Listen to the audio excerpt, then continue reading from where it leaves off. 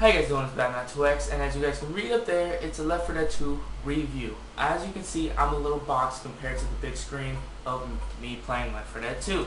I'm only going to be playing one level because I don't want to spoil the game to you. I am going to be giving you my thought on the game and the walkthrough of this little level. It's 8 minutes of me playing one level. Don't want to spoil anything, so hope you guys enjoy this review. Let this begin. Left 4 Dead 2 is... Most people think it's a Left 4 Dead 1.5. I think differently. It's a very different game compared to the old one. Valve really brought the new stuff to this one. This game is in New Orleans and some in Georgia too. They have 5 levels that come with the game. They have Swamp Fever, The Parish, Dark Carnival, Hard Rain, and Dead Center. I'm not going to be telling you guys about the levels, but the one that I'm playing right now is The Parish. Right now, the game is coming out November 17th of 2009. You can pre-order it and get a demo if you want to be able to play the game a little bit before. One of the main differences is the change in characters. They have 4 new characters in New Orleans. They have Ellis, a mechanic, Nick, a gambler, the coach, a high school football coach, and Rochelle, a news reporter. All these people are in New Orleans and in Georgia. The main difference in this game are the change of characters and change of scenery, of course, and the graphic leap that they did. They did a little bit of a graphic leap. It looks a little bit better than number 1, which I thought they were not going to do, but since they did, I'm really happy. The good thing is the weapons have changed. They didn't bring back the exact same weapon.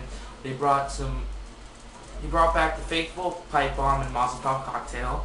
But they also added a biohazardous explosion that you can send up that makes zombies attack zombies because it just crazes them out. It makes them go berserk. Of course, they added a new M4. They replaced the M4 for an MK17, which I think is a great weapon. They added adrenaline, which also adds the pills. You have pills or adrenaline now. Adrenaline makes you go faster, but you lose health instead of gaining. They added clear, I don't know what those are called, I just forgot, but they added those shock to bring people back to life. Instead of giving them health, you can shock them to revive them, but you lose health packs. The biggest change in this game are melee weapons. You can have a frying pan, you can have a guitar, you can have a bat, you can have a machete, you can have a chainsaw. There's many new melee weapons which I think are a great improvement to the game, because before it was just hit and that was your melee. It was just a single hit of the weapon, but now they added new melees, which I think melee weapons which are great, but they replace your pistol, which is something that's a little bit awkward because they're always used to using a pistol number 1, but it's still a good change. I like it, and I think they should have done it since number 1, but it's great to see number 2. The next thing is the AI. They evolved the AI. The zombie AI is totally different, and they added new zombies to the new AI that they developed. They are much smarter than number 1. Number 1, they were pretty dumb. They were just running mobs and try to jump on you like stupid things. Now they actually strategize a little bit different. They come to different sectors. They're a little bit smarter, which I think is good for a new game. Of course, this is coming out for Steam and Xbox, just to make sure that before I continue. The new creatures are the jockey, a new version of a miniature tank, which is not the original tank. The tank still came back. All the old ones are back. The boomer, the tank, the hunter, and the smoker are still in the game. Don't ever forget them, because they were the bomb in the first one, and they're going to be the bomb in number 2. But they added a jockey. They added a woman that spits acid or some type of acid that covers the ground. You're going to see it in gameplay because it happens in the game. They added this new police officer that has a shield that takes a little bit harder to kill, but he's not like a Superman unit, it's just a police officer. They also added biohazardous suit people, and they also added one more. It's the hunter, jockey. Yeah, that's it. They added the mini tank. That's the other one I was going to say, the mini tank, which I think it's a new add-on. They didn't add on that much, but they added on 3 or 4 that are pretty good, that I really enjoy that they added on. One big gun that I thought they should have had in number 1 that they added in number 2 is the Deagle. It is a great, faithful gun that's been in every single first-person shooter that I've ever played. Call of Duty, Counter-Strike, all the iterations of Medal of Honor, really good games that have that gun, which I thought is really good that they brought it in. Of course, they also keep the witch in this game, which is something that I thought was genius. They always have to have the witch in this game. It's a must. Start the witch, run around. It's great. This game is a very, very intuitive. Of course, apocalyptic zombie apocalypse. Also, that I've just read, they have also katanas, crowbars, fire axes, and police batons, which are the stuff that police used to beat people with. Other guns they have is the Glock pistol, and the SIG pistol. There's 3 different pistols in this game. There's the MAC-10 submachine gun with or without suppressor, which are silencers.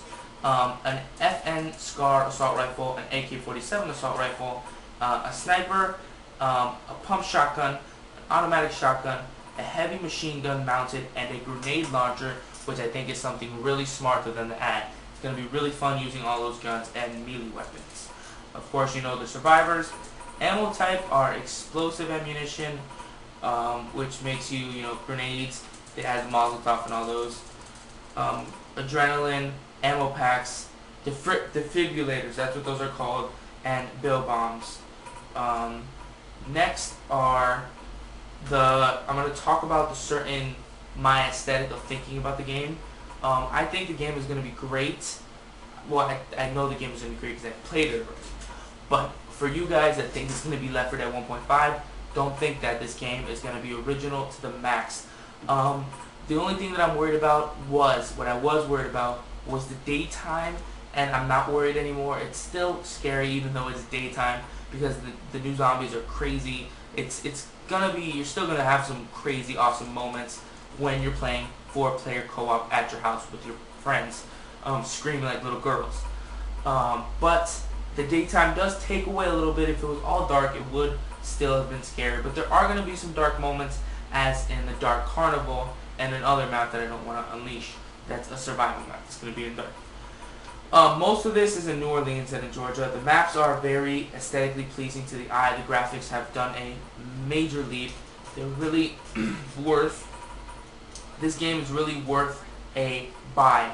Right now I'm going to tell you the gameplay modes so you know what you're going to be expecting. You have your campaign, you have your versus, which was in both, of course, you play through the game in your campaign single player, and then you play through with versus, which is both 4 people and 4 people on each, infected and regular.